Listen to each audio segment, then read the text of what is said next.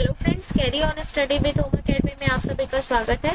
आज इस वीडियो में हम बात कर रहे हैं 22 सितंबर, 23 सितंबर और 24 सितंबर के क्रम पर छत्तीसगढ़ राष्ट्रीय और अंतर्राष्ट्रीय के महत्वपूर्ण करंट अफेयर्स के बारे में।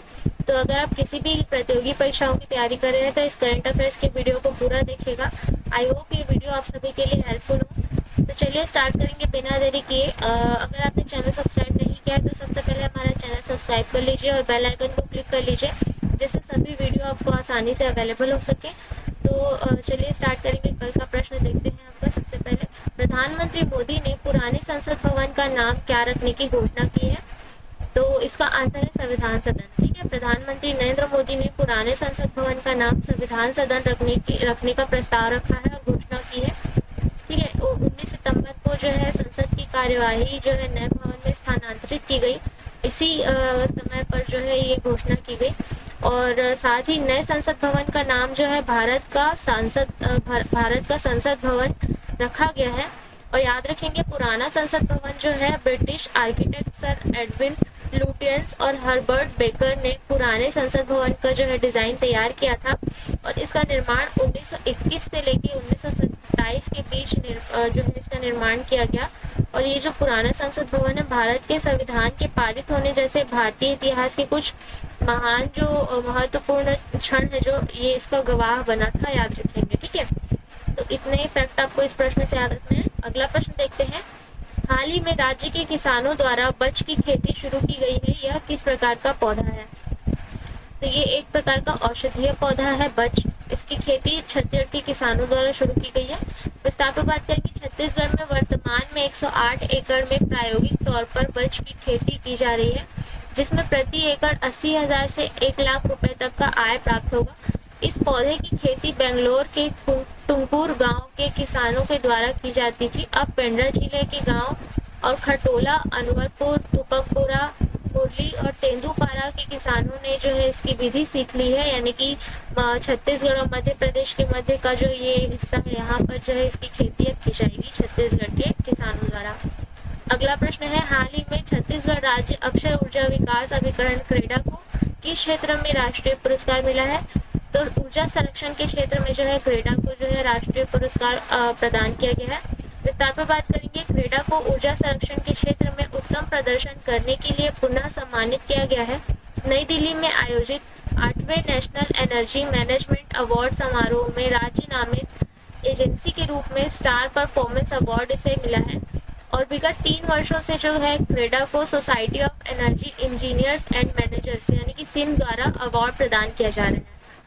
ठीक है, अगला प्रश्न है। राज्य में 19 सितंबर को मुख्यमंत्री भूपेश बघेल द्वारा किस स्थान पर श्री राम की 28 फीट ऊंची प्रतिमा का अनावरण किया गया है? तो ये जो है सीतामढ़ी हर चौका यानी कि मनेन्द्रगढ़ भरतपुर चिरमिरी जिले में किया गया है। विस्तार पर बात करेंगे। मुख्यमंत्री राम वन गमन पर्यटन परिपथ का मवई नदी के तट पर स्थित सीतामढ़ी हर चौका में 19 सितंबर को लोकार्पण किया गया है। साथ ही श्री राम की प्रतिमा एवं श्री राम वाटिका का अनावरण भी किया गया है। भूपेश बघेल जो है सीएम भूपेश बघेल ने एमसीबी यानी कि मनेन्द्रपुर चिरमिरी मनेन्द्रगढ़ चिरमिरी भरतपुर जिले के जो जिले में जो है कई विकास कार्यों का लोकार्पण और भूमि पूजन किया है। याद रखेंगे। अगला प्रश्न है। हाल ही में किस योजना के लिए एआई चैटबॉट नई दिल्ली में लॉन्च किया गया है? तो प्रधानमंत्री किसान सम्मान निधि योजना के लिए एआई चैटबॉट नई दिल्ली में लॉन्च किया गया है। विस्तार पर बात करते हैं। केंद्रीय कृषि और विकास कल्याण राज्य मंत्री कैलाश चौधरी द्वारा 21 सितंबर को पीएम किसान सम्मान निधि योजना के लिए एआई चैटबॉट लॉन्च किया गया है। यह योजना की जानकारी प्रदान करने के साथ साथ किसान शिकायतों का समाधान करने में भी जो है मदद करेगा। और यह जो केंद्रीय क्षेत्र की जो योजना है, ये जो पीएम किसान सम्मान निधि योजना, ये फरवरी 2019 में शुरू की गई थी और इसके तहत पात्र किसान परिवारों को 3 समान किश्तों में 6,000 रुपए का वार्षिक लाभ जो है प्रदाय होगा। ठीक है, अगला प्रश्न है। हाल ही में मोटो जीपी भारत का पहला संस्करण किस राज्य में शुरू किया गया है? तो ये जो है उत्तर प्रदेश में शुरू किया गया है। पहला मोटो जीपी भारत उत्तर प्रदेश में शुरू किया गया है। विस्तार पर बात करेंगे। 22 से 24 सितंबर तक पहला मोटो जीपी भारत उत्तर प्रदेश के ग्रेटर नोएडा में बुद्ध इंटरनेशनल सर्किट में भारत की मेजबानी में किया गया है। डोरना स्पोर्ट्स ने 2029 तक के लिए भारत में रेस आयोजित करने के अधिकार के लिए फेयर स्ट्रीट स्पोर्ट्स को लाइसेंस दिया है, यानी कि 7 साल के लिए। Grand prix motorcycle racing motorcycle road racing event का उच्चतम वर्ग है, जिसे फेडरेशन इंटरनेशनल डी मोटरसाइकिलिज्म यानी कि FIM द्वारा आयोजित किया जाता है। ठीक है, अगला प्रश्न है, हाल ही में कहाँ आदि शंकराचार्य की 108 फीट ऊंची प्रतिमा का अनावरण किया गया है? तो ये जो है मध्य प्रदेश के ओमकारेश्वर में जो है इसका अनावरण किया गया है। विस्तार पर बात करेंगे। 21 सितंबर को मध्य प्रदेश के मुख्यमंत्री शिवराज सिंह चौहान ने ओमकारेश्वर में आदि शंकराचार्य की एकात्मकता की प्रतिमा यानी कि स्टैचू ऑफ वननेस का अनावरण किया है।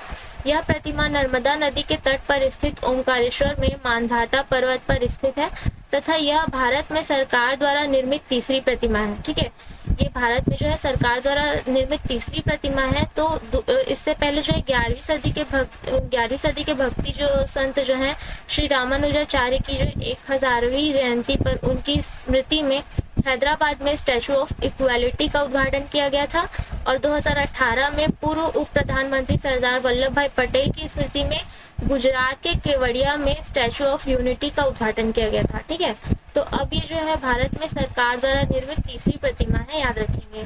और आदि शंकराचार्य जी का जन्म जो है 788 ईस्वी में केरल के कलाड़ी में हुआ था और वे जातिगत भेदभाव से लड़ने वाले शुरुआती समाज सुधारकों में से थे। ठीक है, इतना आपको इसमें से याद रखना है। अगला प्रश्न है, हाल ही में किसे सत्यजीत रे फिल्म और टेलीविजन संस्थान के अध्यक्ष के रूप में नामित किया गया है? तो सुरेश गोपी है, ये अभिनेता भी है और राजनेता भी है।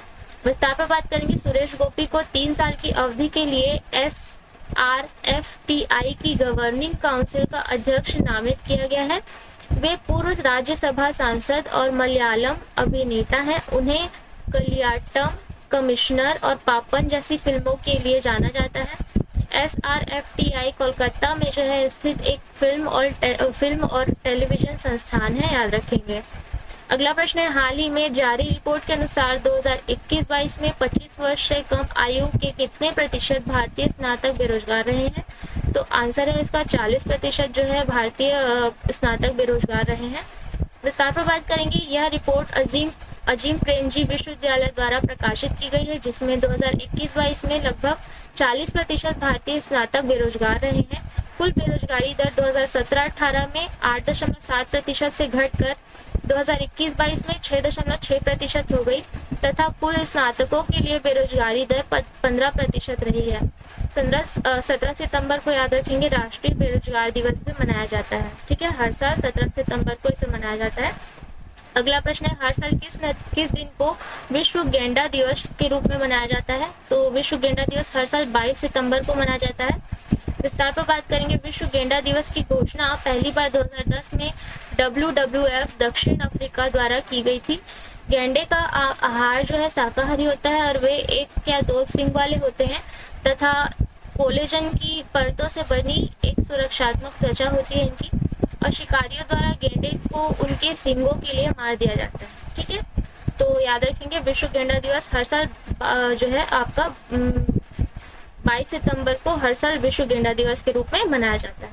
ठीक है, अगला प्रश्न है, हाल ही में अंतिम पंघाल ने सर्बिया में आयोजित विश्व चैंपियनशिप में कौन सा पदक जीता है? तो इसका आंसर आपको कमेंट बॉक्स पर देना है और साथ ही हमारे एकेडमी में क्लासेस अवेलेबल है PSC प्री और व्यापम के लिए। तो अगर आप किसी भी चीज़ की जानकारी अगर चाहते हो तो दिए गए कॉन्टैक्ट नंबर पर कॉन्टैक्ट कर सकते हैं, विजिट कर सकते हैं हमारे एकेडमी में। तो आज की वीडियो में इतना ही। अगर आपको वीडियो अच्छी लगी हो तो वीडियो को लाइक और शेयर कर दीजिएगा और चैनल को सब्सक्राइब कर लीजिएगा। अगले वीडियो में मिलेंगे, तब तक के लिए धन्यवाद।